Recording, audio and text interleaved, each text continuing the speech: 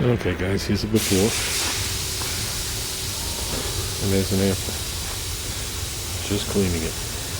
The only piece that's changed is this lever. I will not use the plastic one. Even the other one is original. It says 50cc.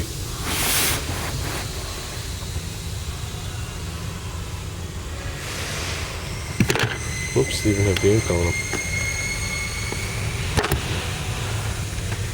It did have ink. Let's make it this level. It did have ink right across here. But when I cleaned off this paint, the ink went with it. So this used to say 45 or 43 on here. So not too bad.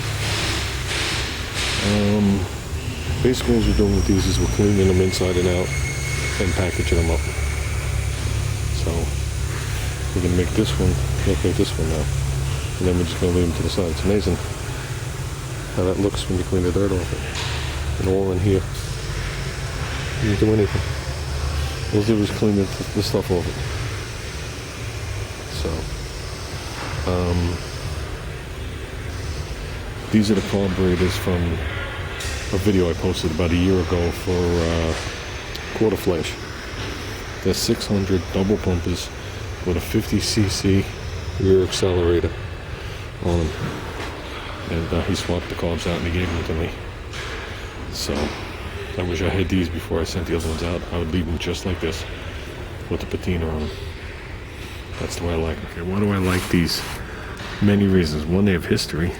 Two, they have this bore sticking out to run the other linkage. Three, they have all the patent numbers on the bowls. And four, they're unmolested and they're a matching pair. So, and they were painted, assembled. At least on the last one, there was blue paint actually on this base gasket. The whole carburetors were blue. They were painted silver later on. So, here's the paint job. The blue barely got to the bottom. These were red at one point, and the silver was done after. When he got the car, they were blue solid. So he did the silver. So, best thing he did to preserve the carburetors. So, let's take them apart. That's it, don't. Paper gasket. Down there, the carburetor had old paper gaskets still. I had to soak them to get them off. They cleaned off most of it, and they put a blue one on. Now I know one of these carburetors got new floats or a new float. This is it, because there was no new floats on the other one. So you gotta finish cleaning, but you don't gouge it. I'd rather someone do it like that.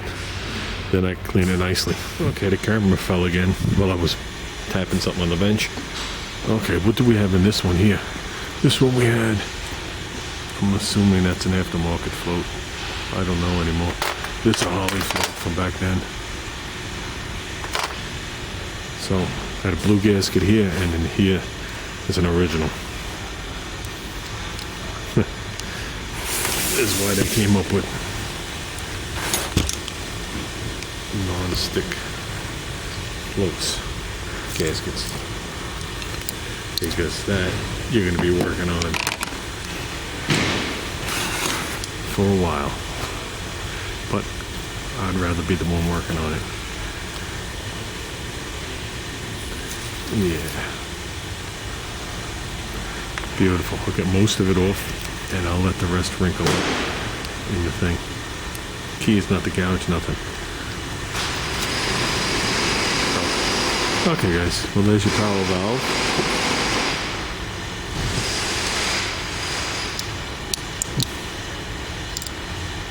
And good to go. Just need some cleaning. First soaking. Bowls, metering blocks, the inlet things, on all the hardware. Then we'll finish breaking down the body. Okay, a couple of things. One, if you ever had a car that every once in a while the idle's too high and you can't figure out why. See that? Let's put it on the thingy.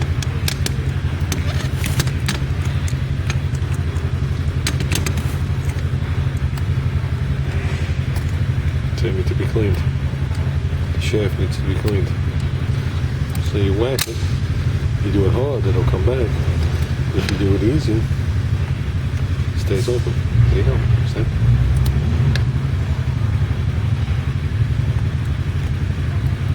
Okay, that's number one. Number two, you can tell there's an early carburetor. It doesn't have a power valve, one-way check valve, that should be installed right here.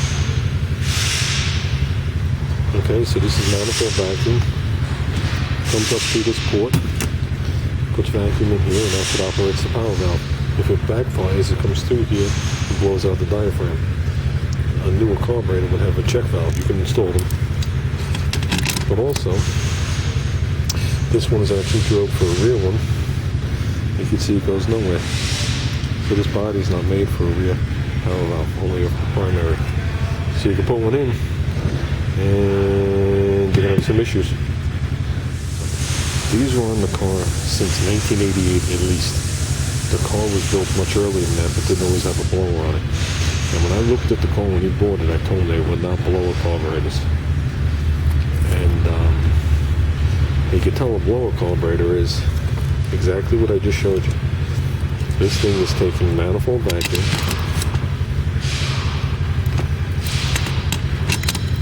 coming up through this port, and operating the power valve. You can't do that with a blower because this is reading on top of the vanes or screws, whatever they are. A blower carburetor, this will be blocked off to the bottom, and there'll be a port coming out, and then it goes to the manifold vacuum.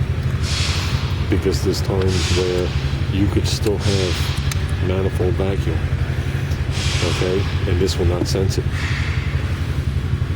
So now he has blower carburetors on there. If you're just gonna drive it and punch it, you would never notice the difference.